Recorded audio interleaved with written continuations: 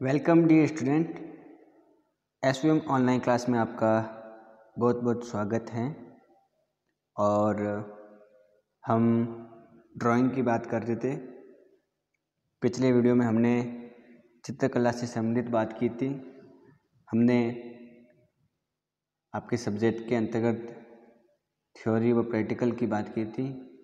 इसके अलावा हमने फर्स्ट लेसन की भी शुरुआत कर ली थी और उसके द्वारा हमने प्रागैतिहासिक काल किसे कहते हैं उसके बारे में पढ़ा था। तो आज उसी के आगे पढ़ेंगे। हमने पढ़ा कि अनेक विद्वानों ने अनेक स्थानों पर ऐसे स्थानों की खोज की जहाँ पर हमें पुराने औजार मिले, हमें वहाँ पर मिट्टी के बर्तन मिले। इसके अलावा हमें और भी अनेक प्रकार की चीज़ें मिली जिसके अंतर्गत जानवरों की हड्डियाँ मिली, उसकी भी बात हमने कर ली थी। तो किताब के अंदर वापस ध्यान देंगे। लिखा है कि इन चीज़ों से प्राप्त जानकारियों को और तत्कालीन मनुष्यों द्वारा गुफाओं की दीवारों पर खींची गई आकृतियों को एक साथ जोड़कर विद्वानों ने एक अच्छा खासा विवरण तैयार किया है। देखो, जो विद्वान जो पुरातत्वविद हैं उन्होंने इन जगहों पर क्या की, खुदाई की और उन्होंने जो चीज़ें मिली उन सभी चीज़ों को मिला करके उन्होंने एक प्रकार से विवरण तैयार किया कि भाई कौन कौन सी चीज़ें मिली हैं। उन विवरणों में उन्होंने ये देखा कि जो चीज़ें मिली है उनकी लिस्ट बनाई। उसके अलावा वहाँ जो दीवारें बनी हुई थी उन दीवारों के अंतर्गत किस प्रकार के चित्र मिले हैं उनकी उन्होंने विवरण बनाई और ये उन्होंने अनुमान लगाया कि जो मनुष्य था आदि मानव, उनकी जो गुफाएं थी उन गुफाओं पर किस प्रकार की आकृतियाँ मिलती हैं उनकी उन्होंने लिस्ट बनाई। तो आदि मानव के जो चित्र आपको दिखाई दे रहे हैं, ये आपने दो चित्र दिखाई दे रहे हैं ना, दो दरअसल आपको हिरण जैसे लग रहे हैं। तो ये इस प्रकार के जो रेखीय चित्र हैं वो आदि मानव ने अपनी गुफाओं की दीवारों पर बनाए। ये बात आपको ध्यान में रखना है, ठीक है।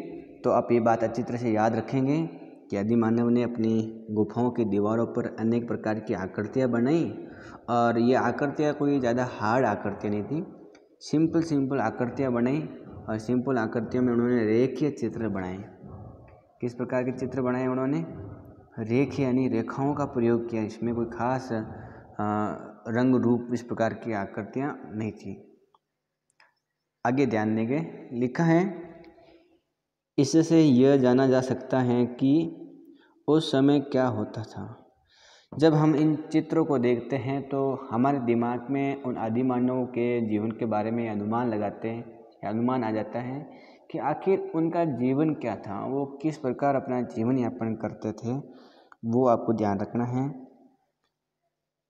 और प्रागैतिहासिक काल में मनुष्य किस प्रकार रहा करता था, उनके जीवन में किस प्रकार की नई पहलू की बातें थी, या वो इन प्रागैतिहासिक काल में अपना जीवन व्यतीत कैसे करता था, उनको किन कठिनाइयों का सामना करना पड़ता था, ये सब हमको कैसे पता लगता है जब हम उनके द्वारा बनाए गए चित्रों को ध्यान से देखते हैं। तो हमें इस प्रकार की जानकारी मिलती है कि आखिर उनका जीवन किस प्रकार का था। तो ये बात आपको ध्यान में रखनी है। तो फिर आप आगे किताब में ध्यान देंगे। फिर लिखा है, जब मनुष्यों की खाना, पानी, कपड़ा तथा आवास संबंधी बुनियादी ज़रूरतें पूरी होने लगी तो वे अपने विचारों तथा मनोभावों को अभिव्यक्त करने का भी प्रयास करने लगे। देखो, किसी भी मानव के जीवन में जो मूल तत्व होते हैं, मूल तत्वों का मतलब ये हुआ कि जो चीज़ें उसको आधारभूत लगती हैं। अगर हम मानव जीवन के आधारभूत मूल तत्वों की बात करें तो जैसे एक मानव को सबसे पहले खाना चाहिए, रहने के लिए आवास या मकान, घर चाहिए, पीने के लिए पानी, खाना पानी एक ही हो गया, और कपड़ा। तो खाना पानी, मकान और कपड़ा, ये 3 चीज़ें ऐसी हैं जो बुनियादी चीज़ें हैं। तो आदि मानव को जब समय पर खाना पानी या कपड़ा मिल जाता था तो फिर अपने मन में जो विचार आए हैं उसके मन में जो भी भाव प्रकट हुए, उन भावों को उसने अभिव्यक्त करने का प्रयास किया। अभिव्यक्त मतलब होता है प्रकट करने का प्रयास किया कि मन में कोई बात आई उसको कहाँ पर लिखें, कहाँ पर बताएं, किसको बताएं, कहाँ पर उसको उकेरें। तो उन्होंने फिर उन भावों को प्रकट करने के लिए दीवारों पर क्या बनाए, चित्र बनाए। तो लिखा है कि इसके लिए उन्होंने गुफाओं की दीवारों को आधार बनाकर चित्र और रेखा चित्र बनाने शुरू कर दिए और उनके माध्यम से अपने आप को यानी अपने भावों तथा विचारों को अभिव्यक्त करने लगे। तो पहली बात तो ये आपके दिमाग में आ जानी चाहिए कि आदिवासी ने गुफाओं की दीवारों पर चित्र क्यों बनाए। तो आप लिख सकते हो और बता सकते हो कि आदि मानव के मन में जो विचार या जो भाव आए उनको अभिव्यक्त करने के लिए उसने गुफाओं की दीवारों पर क्या बनाए, चित्र बनाए या रेखा चित्र बनाए। जैसे मान लो किसी जगह पर कोई गुफा है, ठीक है, जैसे यहाँ पर ऐसी कोई गुफा थी, उस गुफा में वो आदि मानव रहता था, ठीक है, और उस गुफा के अंदर वो रहता था। उसने खाना खा लिया, पानी पी लिया, सब उसके सब आवास स्थान सब रेडी है। तो बैठा बैठा उसके मन में विचार आया कि क्या जीवन है, किस प्रकार के उसने शिकार किया था, शिकार में किसको मारा था। उस मन को उसने अभिव्यक्त करने के लिए इन दीवारों की गुफाओं पर क्या बनाना शुरू कर दिया, चित्र बनाना शुरू कर दिया। ये चित्र रेखा चित्र एक प्रकार से, मतलब रेख के चित्र कह सकते हैं कि केवल लाइनों से बनाए, न बल्कि उसमें कोई कलर भरा हो, न कोई खास चीज़ बनाई है। बिल्कुल सिंपल, जो पहली क्लास के बच्चे किस प्रकार से कोई चित्र बनाते हैं पहली दूसरी क्लास के, वैसे उन आदि मानव ने अपने मन के भावों को प्रकट करने के लिए इस प्रकार के चित्र बनाए। ये आपको ध्यान रखना है।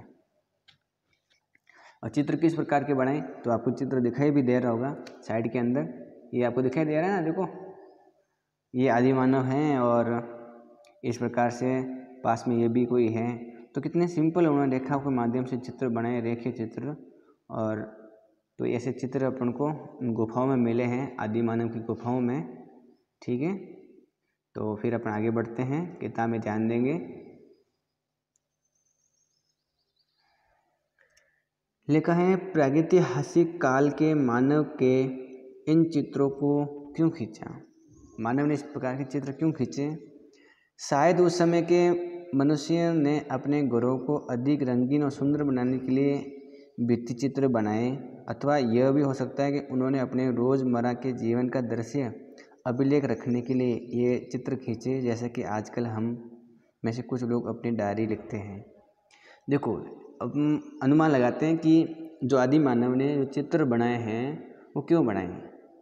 तो अपना अनुमान क्या लगा सकते हैं, या तो वो अपने गुफा को या अपने घर को बढ़िया बनाने के लिए, रंगीन व सुंदर बनाने के लिए बनाए होंगे चित्र, या उसने अपने जीवन में जो रोज़ काम करता है, उसने जीवन में जो जो दृश्य देखे कि भी आज ऐसा हुआ, आज शिकार का दृश्य देखा, आज उसने जंगल में इस प्रकार की घटनाएं देखी, उनको उन्होंने चित्र बना दिया। या क्या हो सकता है कि उसके जीवन में जो भी बात है उसको अपने संजो कर रखने के लिए कि भी आज मैंने इस प्रकार का शिकार दृश्य देखा, तो उसने वो शिकार दृश्य बना दिया ताकि आने वाले समय में कभी भी उसको देख करके उसको याद कर सके कि हाँ इस प्रकार की बातें हुई थी।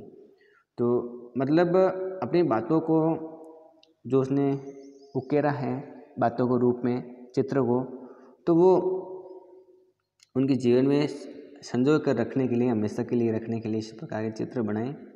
जैसा कि हम आजकल डायरी में लिखते हैं ना कि भी आज ऐसा हुआ वैसा हुआ, क्यों लिखते हैं, ताकि हम उसको बचा कर रखें, आने वाले समय में कभी भी देखेंगे तो हमको बातें हैं वो वापस याद आ जाए, हमारी यादें पुनर्ताज़ा हो जाए, इसलिए हम इस प्रकार की बातें लिखते हैं या चित्र बनाते हैं। तो फिर आगे बढ़ेंगे आप।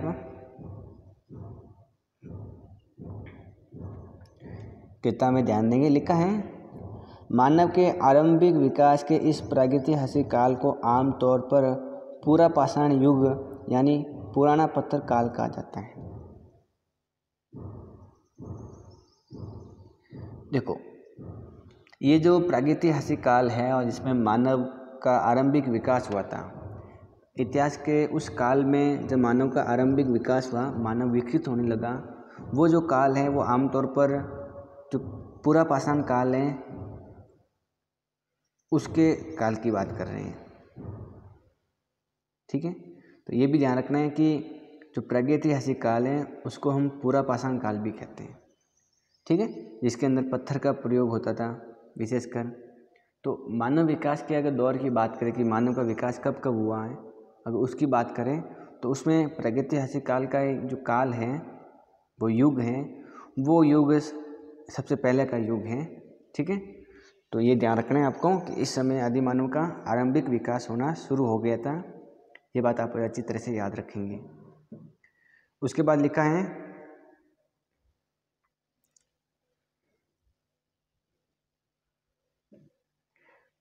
प्रागैतिहासिक चित्रकारियाँ दुनिया के अनेक भागों में पाई गई है। प्रागैतिहासिक चित्रकार्य का मतलब ये हुआ कि ऐसे चित्रकार्य, ऐसे चित्र जो गुफाओं में हमें मिले हैं, वो जो प्रागैतिहासिक काल के हैं, वो ऐसा नहीं एक जगह पर मिले हैं। इस संसार में काफ़ी ऐसे स्थान हैं, ऐसे पूरा स्थल हैं जहाँ पर हमें प्रागैतिहासिक काल के चित्र मिले हैं। प्रागैतिहासिक काल के चित्रों की अगर मैं बात करूँ तो मैं ये भी कह सकता हूँ कि आदि मानव के चित्र मिले हैं। ठीक है, अगर मैं बोलूँ आदि मानव के चित्र किस काल में मिले तो प्रागैतिहासिक काल के काल में आदि मानव के चित्र मिले हैं। तो मेरे हिसाब से आपको ये बात समझ में आ गई होगी।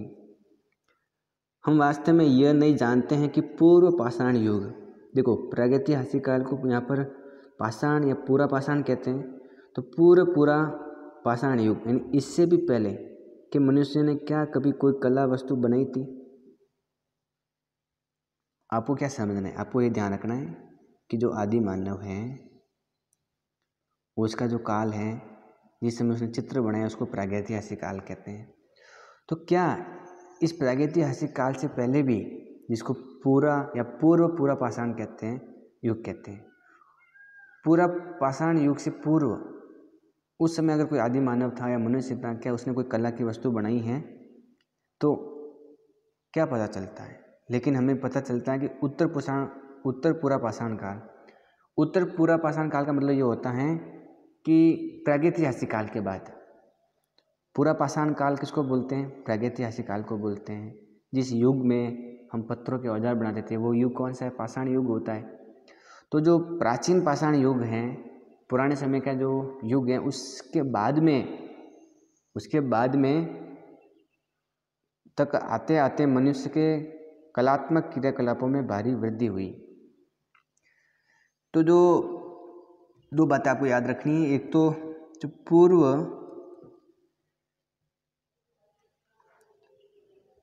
पूरा पाषाण काल है उसमें मानव ने किस प्रकार की चित्र या कलात्मक चीज़ें बनाई होगी इसका हमको कोई पता नहीं, लेकिन हम ये कह सकते हैं कि जो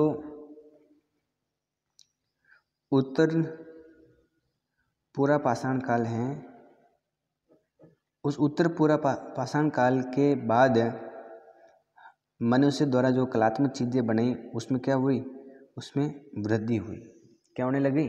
वृद्धि होने लगी। तो आपको ये ध्यान रखना है कि प्रागैतिहासिक काल के बाद में जो समय आया उस समय में आदि मानवों ने जो चित्र बनाना है वो उसने विकसित रूप से बनाना सीख लिया था और वो अनेक से अनेक हर समय चित्र बनाना शुरू कर देते हैं। देखो आदि मानव का चित्र आपको दिखाई दे रहा है ना, इस प्रकार के आदि मानव के चित्र बना देते हैं। मेरे हिसाब से आदि मानव का चित्र आपको बिल्कुल सिंपल लग रहा होगा। ऊपर भी उसने इस प्रकार के चित्र बनाए जिसकी हमने बात की है यहाँ पर। तो ये आदि मानव के चित्र हैं, आपको ऐसे नहीं बनाने हैं। ये तो आदि मानव था तो वो इस प्रकार के चित्र बनाए अपने गुफाओं के अंदर, हमने उनकी बात की है। तो ये बात आपको ध्यान में रखनी है। फिर हम आगे बढ़ते हैं।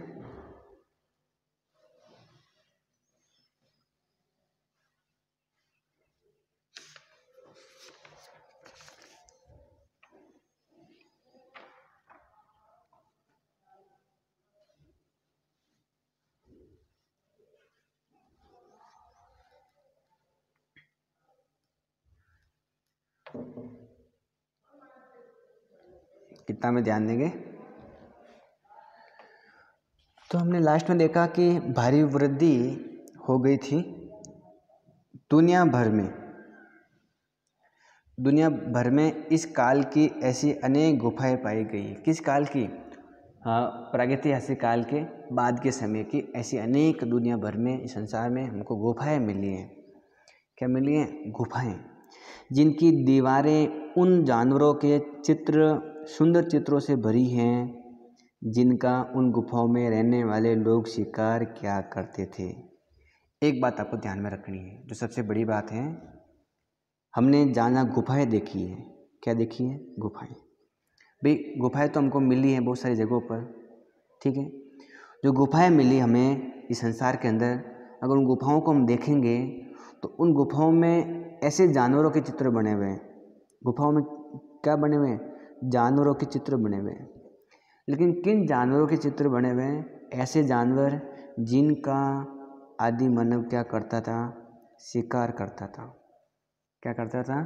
शिकार करता था। मैं आपसे ये कह रहा हूँ कि संसार में बहुत सारी गुफाएं मिली हमें, लोगों ने गुफाओं को ढूंढा, उन गुफाओं की जो दीवारें हैं, उन दीवारों के ऊपर देखा तो हमको चित्र मिले, हमको बिल्कुल रेखीय या रेखा चित्र मिले हैं। लेकिन वो रेखा चित्र हैं किसके? जानवरों के। लेकिन हर जानवरों के रेखा चित्र नहीं बनाए उन्होंने किन जानवरों के रेखा चित्र बनाए? तो उन्होंने उन जानवरों के रेखा चित्र बनाए जिनका वो आदि मानव क्या करता था? शिकार करता था। वो शिकार करता था जिन जानवरों का, उन्हीं का उन्होंने क्या बनाए? गुफाओं में चित्र बनाए हैं। तो ये बात आपको पता लगी होगी, मेरे हिसाब से समझ में भी आ गई होगी कि किस प्रकार के चित्र हमको दीवारों पर मिलते हैं। तो शिकार करने वाले जो जानवर हैं, जिनका शिकार किया होता था या करते थे, जिनके बारे में वो आदि मानव जानता था, उनकी हमको चित्रात्मक चीज़ें दिखाई देती हैं। आगे लिखा है, वे लोग मनुष्यों और उनकी गतिविधियों के दृश्य चित्रित करते थे। वो जानवर को बनाते थे, एक तो शिकार के दृश्य जिसमें वो जानवर को बनाते थे, जिसके अंतर्गत आपको ध्यान रखना है कि मनुष्य क्या कर रहा है और मनुष्य के साथ में उसकी क्या गतिविधियाँ हैं। जैसे कोई आदमी जानवर के पीछे भाला फेंक रहा है, तीर लगा रहा है, तो इस प्रकार के उसने क्या बनाए? दृश्य बनाए हैं। तो एक तो आप ध्यान रखेंगे कि आदि मानव ने शिकार के दृश्य बनाए, किसके? शिकार करते हुए दृश्य बनाए। और जो मानव है, उस मानव के जो क्रियाकलाप है कि मानव क्या क्या काम कर रहा है, उस क्रियाकलापों को भी उन्होंने गुफाओं की दीवारों पर उकेरा है। ठीक है, तो ये बात भी आपको ध्यान में रखनी है। आगे देखो लिखा है, और वृत्त, वर्ग, आयत जैसी ज्यामितीय आकृतियाँ और प्रतीक भी बनाते थे। जो आदि मानव है ना, वो ऐसा नहीं कि शिकार के दृश्य बना दिए या मानव क्या कर रहे हैं उसकी गतिविधियाँ बना दी, वो ज्यामितीय आकृतियाँ भी बनाते थे। क्या बनाते थे? ज्यामितीय आकृतियाँ। ज्यामितीय आकृतियाँ क्या होती है? अगर हम उसकी बात करें तो आप ध्यान देंगे कि जैसे जो वृत्त होता है, जैसे ये वर्ग है, क्या है? वर्ग। जैसे ये आयत है, जैसे ये त्रिभुज हैं, जैसे ये वृत्त हैं। तो ये जो आकृतियाँ होती है गणित में हम यूज करते हैं, इन सभी आकृतियों को, ऐसी आकृतियों को ज्यामितीय आकृतियाँ कहते हैं। तो अगर मैं कहीं नाम बोलूँ ज्यामितीय आकृतियाँ, क्या बोलूँ? ज्यामितीय आकृतियाँ, तो मेरे हिसाब से आपके दिमाग में आ जाना चाहिए कि ज्यामितीय आकृतियाँ क्या होती हैं। तो आपके दिमाग में ज्यामितीय आकृतियों के बारे में बिल्कुल स्पष्ट हो जाना चाहिए कि ज्यामितीय आकृतियाँ क्या होती हैं। तो मेरे हिसाब से ये समझ में आ गया कि किस प्रकार की आकृतियाँ ज्यामितीय आकृतियाँ होती हैं। तो बताओ कि ऐसी आकृतियाँ जिसमें क्या हो, जिसमें वृत्त हो, क्या हो? वृत्त या वर्ग हो या आयत हो, ऐसी जो आकृतियाँ होती हैं वो ज्यामितीय आकृतियाँ होती हैं। कौन सी आकृतियाँ होती हैं? वो ज्यामितीय आकृतियाँ होती हैं। ठीक है, तो आदि मानव ने ऐसा नहीं कि ज्यामितीय आकृतियाँ बनाई, उसने शिकार दृश्य भी बनाए, मनुष्य की जो गतिविधियाँ उनको भी बनाए, और इस प्रकार के आयत, वृत्त, वर्ग, त्रिभुज भी बनाए। ठीक है, फिर लिखा है, भारत में अब तक जो प्राचीनतम चित्र मिले हैं, भारत में अब तक जो सबसे प्राचीन वाले चित्र मिले हैं, वे सब उत्तर पूर्व पाषाण काल के। जब हम भारत के अंदर खोज करते हैं, गुफाओं में देखते हैं, तो हमको चित्र मिले, और जो प्राचीनतम चित्र मिले हैं, मतलब सबसे पुराने जो चित्र मिले हैं वो कौन से काल के हैं? उत्तर पाषाण काल के हैं। तो उत्तर पूरा पाषाण काल के जो चित्र हमको मिले हैं भारत के अंदर, वो सबसे प्राचीनतम मिले हैं। ठीक है, तो ये बात आपको ध्यान में रखनी है। आगे बढ़ेंगे। फिर लिखा है, ये जानना दिलचस्प होगा कि भारत में शैल चित्रों की सर्वप्रथम खोज 1867-68 में पुराविद आर्कीबाल्ड कार्लाइन ने स्पेन में हुई अल्तामिरा की खोज से भी 12 वर्ष पहले की थी। एक बहुत बड़ी आपको यहाँ पता लगी है बात, बड़ी जानकारी आती है आपके पास में कि जो भारत में सबसे पहले हम शैल चित्रों की खोज करते हैं, तो भारत में सबसे पहले शैल चित्रों की खोज कब हुई? 1867-68 के अंदर। किसने की? तो पुराविद, मतलब पुराविद उसे बोलते हैं जो पुरानी चीज़ों की खोज करता है, उस व्यक्ति को पुराविद कहते हैं। तो जो पुराविद व्यक्ति था उसका नाम था आर्कीबाल्ड कार्लाइन। इसने खोज की, लेकिन इसने जो खोज की है वो जो स्पेन की अल्तामिरा गुफाएं हैं उनसे भी 12 साल पहले कर दी थी। तो मेरे हिसाब से आपको ये बात ध्यान में रखनी है, और कि भारत में जो शैल चित्र हैं उनकी खोज सबसे पहले 1867-68 के अंदर आर्कीबाल्ड कार्लाइन ने की थी। किसने की थी? आर्कीबाल्ड कार्लाइन ने।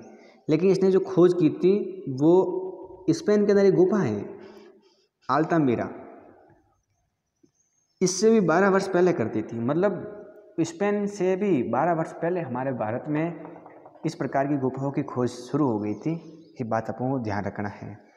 तो आपका एक क्वेश्चन यहाँ बन जाता है, बहुत बढ़िया क्वेश्चन बनता है कि भारत में शैल चित्रों की खोज सबसे पहले किसने की? तो आप बताएंगे कि आर्कीबाल्ड कार्लाइन ने की थी। किसने की थी? आर्कीबाल्ड कार्लाइन ने। तो ये बात आपको याद में रखनी है और याद रह जाएगी। मुझे इसमें लगता है आप इसमें कोई टेंशन वाली बात नहीं है।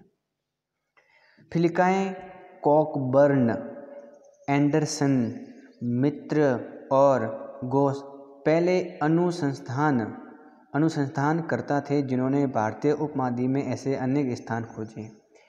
ये जो पुराविद लोग हैं, ऐसे जो खोजबीन करने वाले हैं, जिनके एक का नाम तो है कॉकबर्न, एक का नाम है एंडरसन, एक का नाम है मित्र और एक का नाम है गोस।